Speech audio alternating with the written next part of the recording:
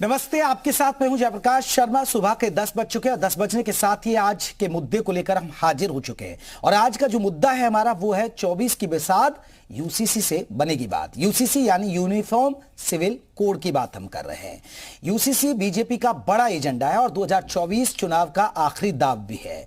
BJP ने दूसरे कार्यकाल में राम मंदिर और कश्मीर से आर्टिकल 370 को हल कर लिया है। अब सिर्फ यूसीसी बचा है। लोकसभा चुनाव 2024 से पहले इसे लागू करने की पहल तेज हो गई है। लॉ कमीशन ने यूनिफॉर्म सिविल कोड पर नई कंसल्टेशन प्रक्रिया शुरू कर दी है। उत्तराखंड के सीएम धामी ने भी इसे जल्द लागू करने का ऐलान किया है। लॉ कमीशन ने धार्मिक संगठनों और आम लोगों से समान नागरिक संहिता पर राय मांगी है। राजनीति के जानकार इसे बीजेपी का बड़ा कदम बता रहे हैं और मास्टर स्ट्रोक भी बता रहे हैं। जानकारों का कहना है कि लोकसभा चुनाव 2024 से पहले समान नागरिक संहिता को लागू कर बीजेपी अपने बड़े एजेंडे को पूरा करते हुए अपने कोर वोटर को विश्वास पार्टी पर और मजबूत करेगी। समान नागरिक संहिता पर शुरू हुई ये कवायद क्या है? क्या इसे बीजेपी का मास्टर स्ट्रोक क्यों कहा जा रहा है? पार्टी को इससे क्या फायदा मिलेगा? हम इन सभी मुद्दों पर बात करेंगे अपने मेहमानों से। लेकिन सबसे बड़ी बात है, क्या यूसीसी से फायदा होगा, क्या नफा होगा, क्या नुकसान होगा, क्या यह सियासी एजेंडा है, क्या मिशन 2024 को जीतने का टूल है यूसीसी? इस पर ही आज हम अपने मेहमानों से बात करेंगे। हालांकि उत्तराखंड के मुख्यमंत्री पुष्कर सिंह धामी ने संकेत दे दिए हैं कि जल्द ही उत्तराखंड के अंदर यूनिफॉर्म सिविल कोड लाया जाएगा और बताया जा रहा है कि 30 जून तक ड्राफ्ट सरकार को मिल जाएगा, क्योंकि जो कमेटी गठित की गई थी वो ड्राफ्ट सरकार को सौंप देगी और जल्द ही संकेत, यानी आप मानिए कि अभी 1 या 2 महीने के अंदर तस्वीर साफ हो जाएगी और उत्तराखंड में यूनिफॉर्म सिविल कोड लागू हो जाएगा। लेकिन कुछ मुस्लिम संगठनों ने, मुस्लिम धर्मगुरुओं ने इस पर ऐतराज करना शुरू कर दिया है।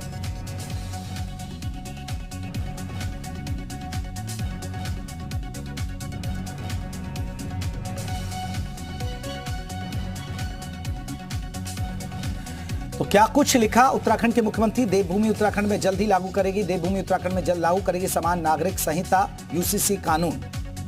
ये खुद सीएम पुष्कर सिंह धामी ने संकेत दिए हैं। आपको बता दें कि उत्तराखंड देश का पहला राज्य होगा। हालांकि गोवा के अंदर पहले से ये लागू है, लेकिन आपको बता दें कि वो आजादी से पहले से ही वहां पर लागू है देवभूमि में। लेकिन पहली बार उत्तराखंड पहला राज्य होगा जहां अब यूसीसी जल्द लागू होगा, यूनिफॉर्म सिविल कोड।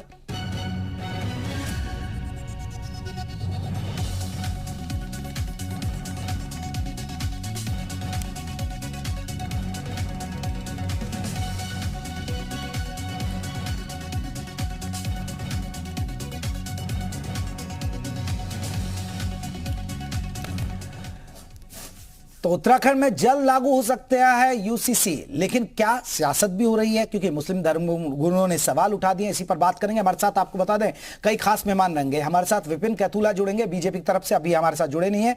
विपिन जी जुड़ेंगे तो उनको चर्चा में शामिल करेंगे। मथुरा दत्त जोशी है कांग्रेस की तरफ से। मथुरा दत्त जोशी जी, आपका बहुत बहुत स्वागत है। जय कुमार है रावत है, वरिष्ठ पत्रकार हैं। रावत साहब, आपका बहुत बहुत स्वागत है। हमारे सहयोगी रामानुज देहरादून से हमारे साथ भी जुड़ गए। रामानुज, सबसे पहले आपसे एक जानकारी, क्या लग रहा है जिस तरह सीएम धामी ने संकेत दिए जल्द यूनिफॉर्म सिविल कोड उत्तराखंड में नजर आएगा? जयप्रकाश, इसके बैकग्राउंड को भी देखना होगा। पिछले 1 साल से सरकार लगातार एक्सरसाइज कर रही है और जो कमेटी है, कमेटी ने यह कहा था कि जल्द ही सरकार को ड्राफ्ट सौंप दिया जाएगा। और उसी कड़ी में मुख्यमंत्री पुष्कर सिंह धामी ने जो ट्वीट किया है वो इस बात का संकेत दिया है कि इसी महीने के आखिरी तारीख तक ड्राफ्ट सरकार को मिल सकता है और उत्तराखंड देश का पहला राज्य बन जाएगा जहां यूनिफॉर्म सिविल कोड को लागू किया जाएगा। सबसे महत्वपूर्ण बात अभी तक इस पूरी ड्राफ्ट कमेटी के सामने आई है कि देहरादून से लेकर उत्तरकाशी, चमोली और पिथौरागढ़ जैसे दूरस्थ क्षेत्रों के आम लोगों के साथ में भी कमेटी ने सुझाव मांगे और यहां तक कि जो अलग अलग संप्रदाय के लोग हैं उनसे भी सुझाव लिया, पॉलिटिकल पार्टी और उनके लीडर से भी बातचीत की। तो अलग अलग समुदाय का सब कुछ सुझाव लेने के बाद एक ड्राफ्ट तैयार हुआ है और माना जा रहा है कि ये दूसरे राज्यों के लिए एक नजीर भी होगा, एक मॉडल भी होगा। और यही वजह है कि सरकार इस बात को लेकर काफी उत्साहित भी नजर आ रही कि जल्द ही उत्तराखंड में यूनिफॉर्म सिविल कोड को लागू किया जाएगा। जी चले बने रहेगा, लौटेंगे आपके पास मथुरा दत्त जोशी जी। जोशी साहब, कांग्रेस स्वागत करेगी? देखिए, कांग्रेस का ड्राफ्ट तो है नहीं, कांग्रेस स्वागत करे। ये तो भारतीय जनता पार्टी का अपना एजेंडा है, उनकी पार्टी का घोषणा पत्र में लिखा हुआ है। और ये आज से नहीं, 1925 से भारतीय जनता पार्टी इस बात को कह रही है। चाहे आरएसएस थी, चाहे हिंदू महासभा थी, चाहे जनसंघ थी, चाहे भारतीय जनता पार्टी। नहीं तो फिर आप अगर वेलकम नहीं करेंगे तो क्या विरोध करेंगे सर? क्या विरोध कर रहे हैं फिर? नहीं, विरोध का सवाल वो हमसे बात करेंगे तब ना। अभी तक तो हमसे उन्होंने बात की नहीं। कांग्रेस के नेताओं को बुलाया तो है नहीं, न सरकार ने बुलाया, न आयोग ने बुलाया। आयोग ने बुलाया था तो आयोग से हमने कहा था कि भाई आप किन मुद्दों में हमसे चर्चा करना चाहते हैं, किन मुद्दों में आप हमारी राय लेना चाहते हैं, क्या बिंदु आपके हैं, आप हमको उनको फॉरवर्ड कर दे तो हम अपनी पार्टी में चर्चा करेंगे। उसके बाद हम जोशी जी, अगर आपको ऑब्जेक्शन होता तो ये तो ऑनलाइन पे भी सलाह मांगी गई थी, ये तो बहुत सारे लोगों को शामिल किया गया, पूछा जा रहा है, आप लोग विरोध दिखा देते उसमें। एक बात बुरा मानिएगा, एक बात बताइए, हम एक राजनीतिक दल के लोग हैं, 150 साल पुरानी कार्यकर्ता पार्टी के लोग हैं। ऑनलाइन जबरदस्ती हम अपने सुझाव दे दें? चलिए जोशी साहब ये बता दीजिए, तो आपको एजेंडा क्यों लगा? आपने जिक्र किया चर्चा की शुरुआत में, आपने कहा एजेंडा है, एजेंडा क्यों लग रहा है आपको? मैं बता रहा हूँ ना एजेंडा क्यों लग रहा है। मेरी पूरी बात सुन लो जरा प्लीज। अगर आप बोलने का मौका दे रहे हैं तो हमको भी मौका दीजिए। मैं जो बोल रहा हूँ मेरी बात को समझिएगा, उसके बाद सवाल करिएगा, मैं हर सवाल का जवाब दूंगा। हम मुख्य विपक्षी दल यहाँ पर हैं। अगर सरकार चाहती कि वे सारे लोग सहमत रहे, सबको बुलाया जाए, सारे विपक्षी दलों को बुलाते, क्या सरकार को क्या तकलीफ हो रही थी विपक्षी दलों के साथ बैठ के बात करने में? कोई परेशानी है सरकार को? लोकतंत्र है। एक बार में सरकार ने किया। आयोग को मैंने कहा कि 3 चिट्ठियां लिखी हैं, मेरे दस्तखत से चिट्ठी की है, एक चिट्ठी अध्यक्ष जी के दस्तखत से, 4 चिट्ठियां गई। माननीय अध्यक्ष जी के दस्तखत से भी लास्ट में चिट्ठी गई कि भाई आप हमको, क्या आपका स्वरूप है, क्या आपका एजेंडा, क्या आप चाहते हैं, क्या मुद्दे हैं आपके, किन किन विषयों पर आप हमसे चर्चा चाहते हैं। हमने तो कहा, लेकिन मुझे लगता नहीं कि इस प्रदेश में या देश में लोकतंत्र अब बचा है। विपक्षी नेताओं की राय की जरूरत नहीं है, आवश्यकता नहीं है। एक बात। दूसरी बात, हाँ राय मांगेंगे तो बिल्कुल राय देंगे, क्यों नहीं देंगे, लोकतंत्र है ही, देंगे हम राय अपनी।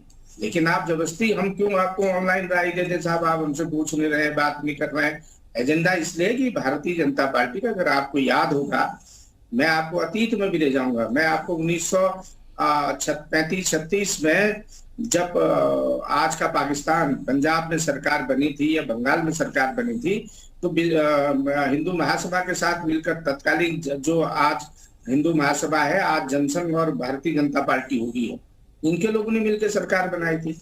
और इनका तो एजेंडा था, तब से एजेंडा चल रहा, कॉमन सिविल कोड, धारा 370।